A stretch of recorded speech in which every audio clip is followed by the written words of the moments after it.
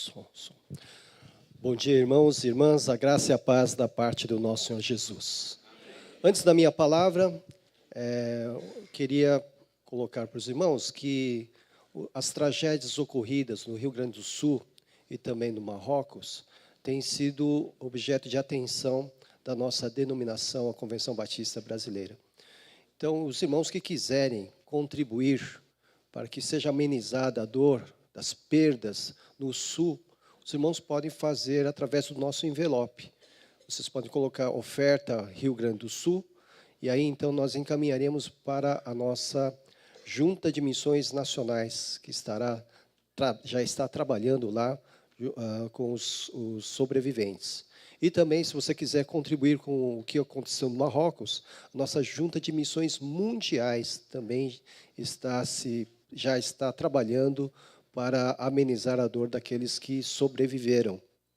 Então, você também pode fazer pelo nosso envelope também. Oferta Marrocos ou oferta Rio Grande do Sul. E depois nós estaremos encaminhando para as devidas juntas que estarão trabalhando para aqueles que sofreram as perdas nesses últimos dias. Muito bem.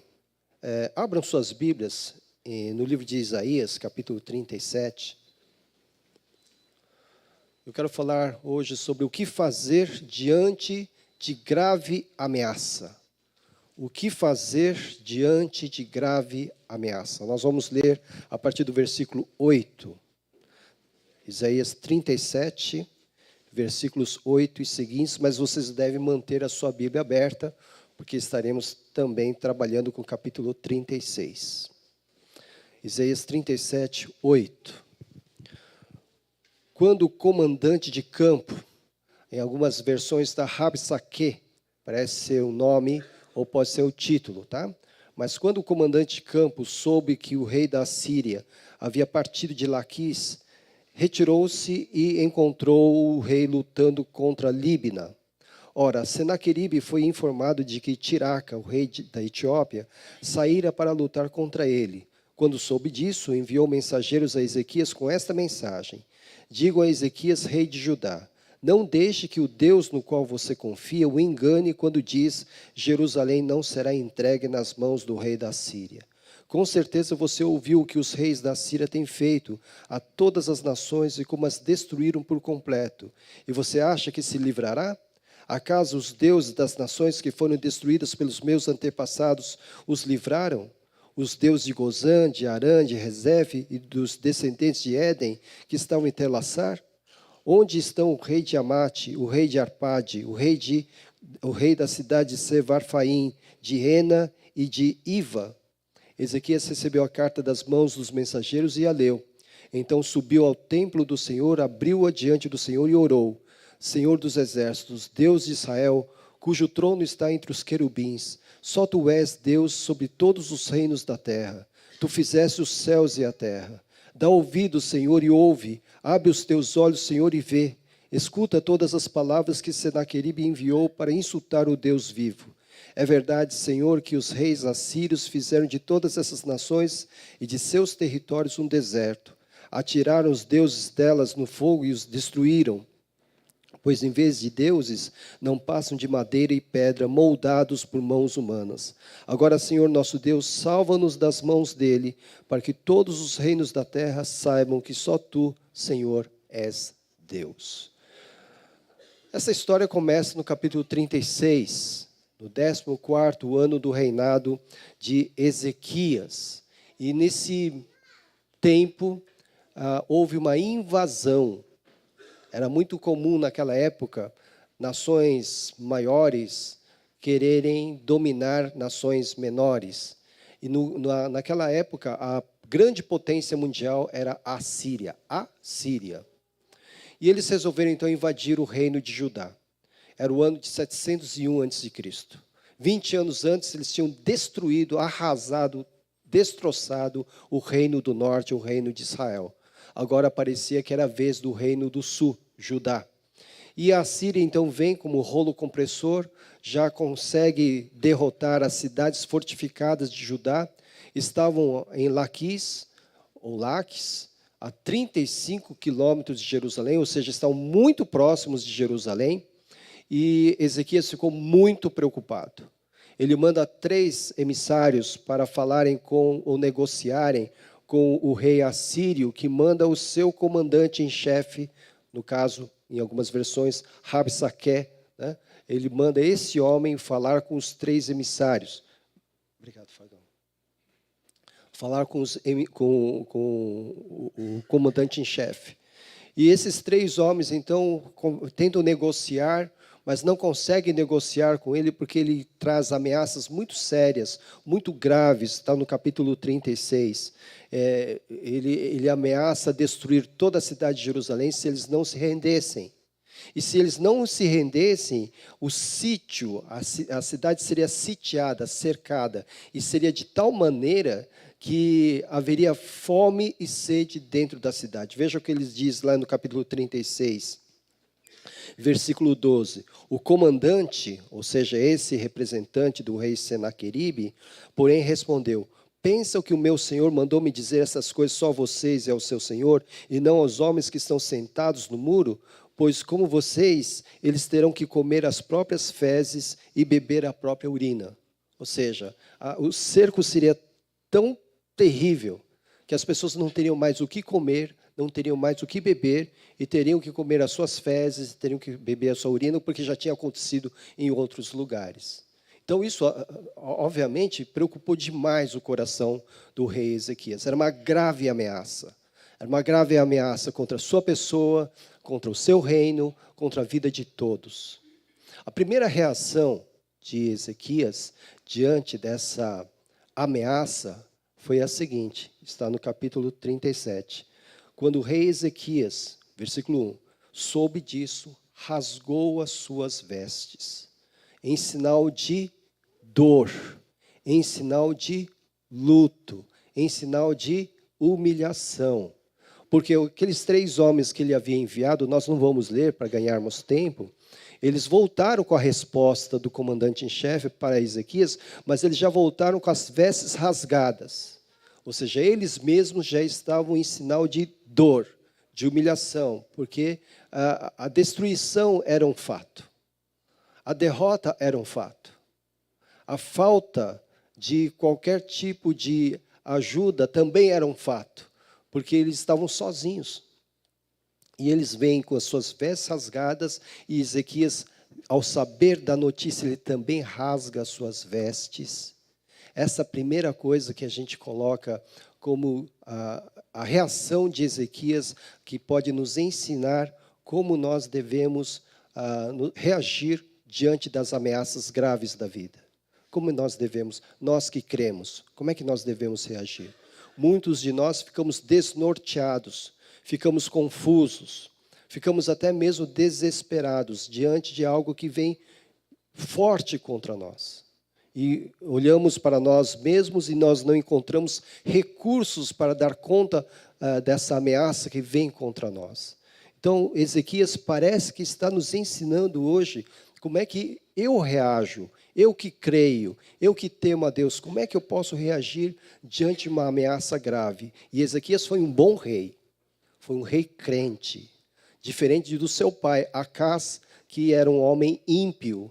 Ezequias foi um bom rei. Então, o que aconteceu? Ele recebe essa notícia, ele rasga as suas vestes, vestiu pano de saco, versículo de número 1, e entrou no templo do Senhor. Então, veja, ele se quebranta diante de Deus. Ele entra na casa de Deus, porque é o seu lugar de refúgio, e deveria ser o refúgio de todos aqueles que creem no Senhor, a casa do Senhor, a casa de oração. É o lugar de refúgio. É o lugar onde nós encontramos comunhão com Deus. É o lugar onde nós podemos acalmar o nosso coração, acalmar a nossa mente. Nossa mente fica totalmente desnorteada diante de uma grave ameaça. E quando nós estamos diante da presença de Deus, aquilo que vem de Deus é a paz que excede a todo entendimento. Ezequias começou a fazer isso. Veja, ele não sai desesperado. Obviamente, ele demonstra toda a sua dor, rasgando as suas vestes, ele demonstra toda a sua dor. Ele se humilha diante de quem? Diante do rei da Síria, Senaqueribe? Não, ele se humilha diante de Deus. E ele então segue para o templo de Deus. E no templo de Deus é o lugar onde ele vai encontrar a paz que ele precisa nessa situação. Ele chega no templo de Deus e chama os seus auxiliares mais uma vez, os seus oficiais, e pede para que eles procurem o profeta Isaías. Pedem que eles possam consultar o profeta Isaías. Está no capítulo 37, versículo 5. Quando os oficiais do rei Ezequias vieram a Isaías, este lhes respondeu: digam ao seu senhor, assim diz o Senhor, não tenha medo das palavras que você ouviu, das blasfêmias que os servos do rei da Síria falaram contra mim. Porém nele um espírito para que, quando ouvir uma certa notícia, volte à sua própria terra e ali farei com que seja morto à espada. Então, ou seja, ele esteve no templo do Senhor, esteve orando ao Senhor, mas pediu também intercessão. Ele pediu para que Isaías pudesse interceder por ele. Então aqui temos duas coisas. Além de ter se quebrantado diante de Deus, além de ter ido ao templo do Senhor, à casa do Senhor, o que é que ele fez? Ele orou no templo do Senhor e pediu intercessão. Então Isaías, interceda por nós. Ele pediu isso, para que os oficiais pudessem ir ao encontro dele. E consultar o profeta é semelhante a consultar a palavra de Deus. Porque a palavra do profeta era a palavra de Deus. Então, quando nós estamos numa situação de aperto, quando nós estamos numa situação em que nós não sabemos o que fazer, nós nos quebrantamos, devemos nos quebrantar diante de Deus, devemos ir ao seu encontro, e o seu encontro se dá na casa de oração, na casa do Senhor. Devemos orar, buscar ajuda em oração e pedir por intercessão. Alguém que ore por nós. Alguém que interceda por nós. Nossa igreja tem um ministério de intercessão. Nós temos orado por várias pessoas. Já milhares de pessoas, não é verdade, irmão Josué? Por milhares de pessoas. Alguém precisa orar por nós. Alguém precisa interceder por nós. Já temos um grande intercessor nos céus, que é nosso Senhor Jesus, que está à direita do Pai e que vive para interceder por nós, Hebreus 7, 25. Já temos um intercessor aqui na terra, conosco e em nós, que é o Espírito Santo, que intercede por nós com gemidos inexprimíveis. Mas precisamos de irmãos e irmãs que orem por nós. É por isso que temos o ajuntamento. É por isso que não cabe hoje, né, a ideia de que você pode servir a Deus sozinho na sua casa. Nós temos que estar juntos, para um interceder pelo outro. Então, intercessão, ele orou e pediu por intercessão. E também ele consultou a palavra de Deus. Ao consultar o profeta Isaías, ele consultou a palavra de Deus. Você quer uma resposta à situação que você está enfrentando? Vá à palavra de Deus. Vá às Escrituras. A Bíblia é o único livro cujo autor está sempre presente conosco. E ele sempre quer responder às nossas orações. Ele sempre quer que você entenda o que está nas Escrituras. Então, consulte a palavra de Deus. Ele consultou, na época, o profeta Isaías e recebeu essa resposta: não tenha medo. Não tenha medo. Não temas. Alguém já fez um levantamento e encontrou 365 não temas nas Escrituras. Um não tema para cada dia do ano. Não tenha medo. Tão somente não tenha medo. Josué teve medo, Moisés teve medo, Davi teve medo. Todos nós podemos ter medo diante de uma grave ameaça que vem contra nós. Todos nós, porque somos seres humanos. Mas quando nós seguimos esses passos, quando nós buscamos a presença do Senhor, quando nós buscamos a palavra de Deus, o Espírito Santo ministra ao nosso coração e ao nosso entendimento primeiramente com essas palavras: não tenha medo. Não tenha medo. E aí então, Isaías deu essa notícia a ele do que aconteceria com o rei da Síria, e aquilo já deveria acalmar o coração de Ezequias. Porque Ezequias se tranquiliza naquele momento. E aí então, vem de novo, aí, a partir do versículo 8 que nós lemos, vem de novo o comandante em chefe do rei Senaqueribe. Então veio pela segunda vez. Então ele já ameaçou pela primeira vez, agora vai ameaçar pela segunda vez. Dessa vez, ele vai ofender o Deus de Israel.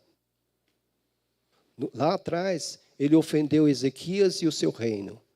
Aqui, ele vai ofender diretamente o rei de Israel, o Deus de Israel. E ele traz uma carta. Já não é mais o comandante em chefe, um porta-voz. Ele traz uma carta. Essa carta é ameaçadora.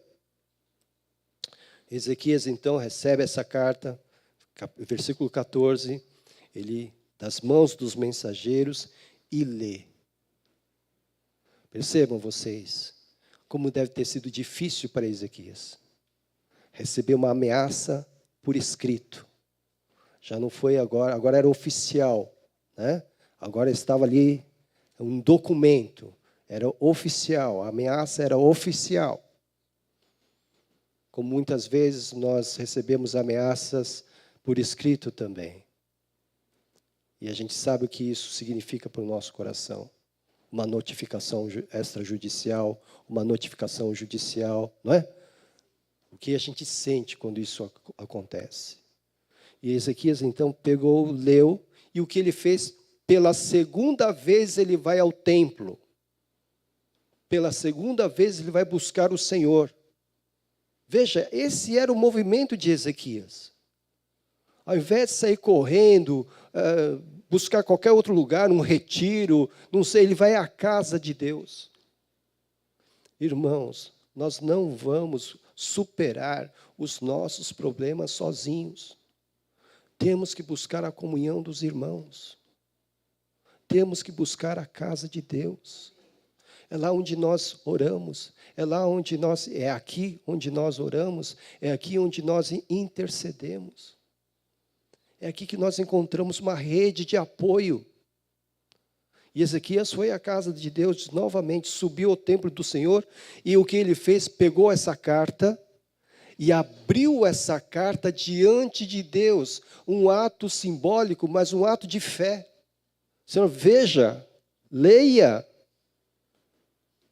abre os teus ouvidos, olhe, escuta o que eles estão falando aqui, leia o que eles estão falando aqui. Essa foi a atitude de Ezequias. Como eu disse, Ezequias está aqui nos ensinando como lidar com uma grave ameaça. Então, mais uma vez vai ao templo, só que dessa vez agora ele tem um documento nas mãos e apresenta diante do Senhor. Está colocando diante do Senhor Deus. Ele faz uma belíssima oração. Uma oração que sai de dentro, do fundo da sua alma. Ele diz: Senhor dos exércitos. Olha que interessante. Eles estão numa guerra. Ele já tinha perdido várias cidades. Só restava agora Jerusalém. Já tinha perdido várias cidades. Ele se vira para o Senhor Deus e diz: Senhor dos exércitos. É o Deus da guerra. É o Deus que assume as batalhas dos seus filhos e filhas. Ele sabe quem Ele é. Deus de Israel, Deus do seu povo. O Senhor, que é o Senhor das guerras, é o Deus do seu povo, cujo trono está entre os querubins, está exaltado num trono acima de todos os tronos da terra. Só tu és Deus sobre todos os reinos da terra. Então, os outros deuses nada são. As outras nações estão perdidas porque seguem deuses que nada são. Mas nós cremos num Deus verdadeiro. O Senhor dos exércitos, Deus de Israel. E Ele diz: Tu fizeste os céus e a terra, ou seja, o Senhor é onipotente. Céus e terra é o universo. O Senhor pode qualquer coisa. É o Senhor das guerras e o Senhor pode qualquer coisa. Será que nós temos essa mesma fé? Quando estamos diante das graves ameaças da nossa vida? Quando temos que enfrentar aquilo que para os nossos olhos é impossível? Já é dado como certa a nossa derrota? Já é dada como certa a nossa perda? Será que nós reagimos da mesma maneira? Ezequias então diz: Tu fizeste os céus e a terra. Então, dá ouvido, Senhor, e ouve. Abre os teus olhos, Senhor, e vê. Escuta todas as palavras que Senaqueribe enviou para insultar o Senhor, o Deus vivo. Então, Ele é o Senhor dos exércitos, Ele é o Deus de Israel, é aquele que fez os céus e a terra, é aquele cujo trono está sobre todos os tronos da terra, é o Deus vivo. Inclusive, se faz presente aqui. E está vendo a história de cada um aqui. E sabe aquilo que coloca medo no nosso coração. Ele conhece aquilo que ameaça a nossa vida e está colocando cada um de nós com alguma preocupação, alguma ansiedade, algum medo. Ele sabe disso. Mas o que Ele quer de nós? Um passo de fé. Como que colocássemos diante dEle a carta da ameaça. Eis aqui, Senhor, o que está me ameaçando. Eis aqui, Senhor, abre os teus olhos, ouça, leia, veja o que está me ameaçando. Veja o tamanho do meu medo. Porque Ezequias, obviamente, estava ali, mas estava preocupado, com toda certeza. Embora ele fizesse essa oração belíssima, ele estava preocupado. Mas essa preocupação estava sendo tratada pela fé que ele manifestava através da sua oração. Ele diz: é verdade, estou ainda na oração de Ezequias, é verdade, Senhor, que os reis assírios acabaram com todas as nações que eles invadiram. Isso é verdade. Mas os seus deuses eram falsos, porque não passavam de madeira e pedra moldados por mãos humanas. E aqui ele faz a petição. Veja, nessa oração dele, em primeiro lugar, ele adora a Deus. E depois, no final, é que ele faz a petição. Então, esse é o movimento, certo? Muitas vezes nós começamos com a petição. E ficamos na petição e nos esquecemos de adorar e louvar a Deus. Adorar a Deus é reconhecer Deus quem Ele é. Senhor dos exércitos, Deus de Israel, Criador dos céus e da terra, o Deus vivo. Louvar a Deus é reconhecer os seus atos em nosso favor. Então começamos com adoração e louvor. E depois nós vamos fazer a nossa petição. E no final ele faz a sua petição: salva-nos das mãos dele, para que todos os reinos da terra saibam que só tu, Senhor, és Deus. Toda a resposta de Deus às nossas orações, preste atenção, servem ou se dirigem para glorificar o seu nome. Toda a resposta de Deus às nossas orações é tão somente, toda a resposta, tão somente para a glória do seu nome. E é exatamente isso que Ezequias pede. Salvam-nos das mãos deles, para que todos os reinos da terra saibam que só tu, Senhor, és Deus. Então, a partir do livramento de Judá, do livramento do reino de Ezequias, todos haveriam de saber que somente haveria um Deus, inclusive Senaqueribe. Então, veja. O que ele fez, então, em resumo? Ele buscou a Deus na sua casa, na casa de oração. Ele orou a Deus. Ele pediu por intercessão. Ele vai fazer uma oração, vai apresentar o seu problema a Deus de uma forma específica. Esta é a carta e vai fazer essa oração de fé. Eu tenho certeza que essa narrativa não foi colocada aqui à toa, em vão. Se essa história está aqui é para nos ensinar a como lidar com situações semelhantes, a não nos desesperarmos, a não nos permitir ficarmos desnorteados e confusos, mas a buscarmos uma direção, passos para ir na direção certa. Nunca, jamais desviar os nossos olhos do Senhor Deus. O que quer que seja. Nunca deixar que as circunstâncias venham a dominar a minha mente e a me fazer desviar os meus olhos do Senhor. Bom, o que aconteceu? Em resumo, né? Então ele vai orar.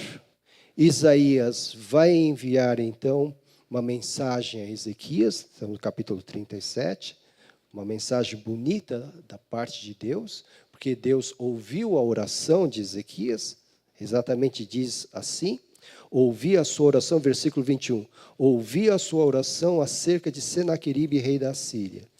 E lá no versículo 36 do capítulo 37, está escrito que um anjo matou 185 mil soldados assírios, em resposta à oração, em resposta às atitudes de Ezequias perante o Senhor. Um anjo matou 185 mil. Foi uma tragédia tamanha para o exército assírio, porque, eu vou ler aqui, ó.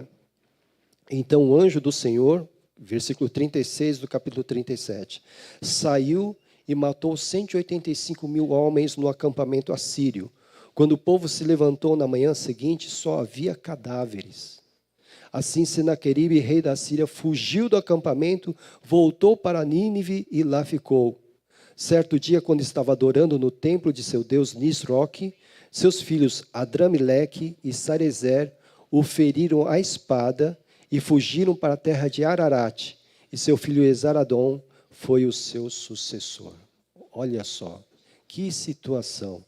Ele que tinha se colocado como orgulhoso diante de Ezequias, tinha menosprezado o Deus de Israel, agora com essa destruição desse exército, com 185 mil mortos, ele foge para a sua capital, Nínive, e lá ele é morto pelos seus próprios filhos. É a ação de Deus. Nós vemos a ação de Deus no testemunho da Ana Fazioli, não é? É a ação de Deus. É assim que Ele trabalha em favor dos seus filhos e filhas. Mas precisamos perseguir o caminho certo. Se nós adotarmos o caminho da incredulidade, o caminho do desespero, o caminho da confusão, certamente nós não seremos abençoados, pelo menos como Ezequias foi. Mas se nós buscarmos esse caminho, que é o qual? Qual caminho? A oração, a intercessão, a consulta à palavra de Deus, nunca deixarmos de consultar a palavra de Deus, de buscarmos sempre estarmos em comunhão na casa do Senhor. Se nós buscarmos esses passos, nesse caminhar, nós poderemos enfrentar as ameaças que vêm contra nós. Ezequias está nos ensinando isso. Eu tenho essa convicção. Eu não sei se está te ensinando também. Se você também entende que para enfrentar aquilo que vem contra você, esses passos são os melhores passos a serem dados. Jesus disse: venham a mim, vocês que estão cansados e sobrecarregados, e eu os aliviarei. É ir ao encontro de Deus, é ir ao encontro de Cristo Jesus. Hoje nós temos esse grande privilégio. Ezequias não tinha o privilégio de ir ao encontro de Jesus, porque não tinha sido revelado ainda a ele. Nós temos. Nós podemos nos encaminhar a Cristo Jesus, porque Ele é o caminho, a verdade e a vida. E Ele mesmo colocou paz no coração dos seus discípulos quando estiveram no meio do mar tempestuoso. Não tenham medo, disse ele aos seus discípulos. Então hoje, meu amado irmão, minha amada irmã, você que está enfrentando alguma coisa que está se avolumando, uma ameaça que está se avolumando diante dos seus olhos, nesses próximos dias, vá ao encontro de Cristo Jesus. Em oração, peça intercessão. Procure depois o irmão Josué e coloque, olha, por favor, ore por mim. Consulte a palavra do Senhor. Seja íntimo com a palavra do Senhor, porque a resposta está ali. E apresente de forma específica a dificuldade que você está enfrentando. Deus, estou enfrentando isto. Seja bem específico como Ezequias foi. E a resposta virá. Não sei se ele vai mandar um anjo. Não sei se ele vai mandar um exército de anjos. Mas eu sei que ele vai te dar a resposta. Vamos cantar.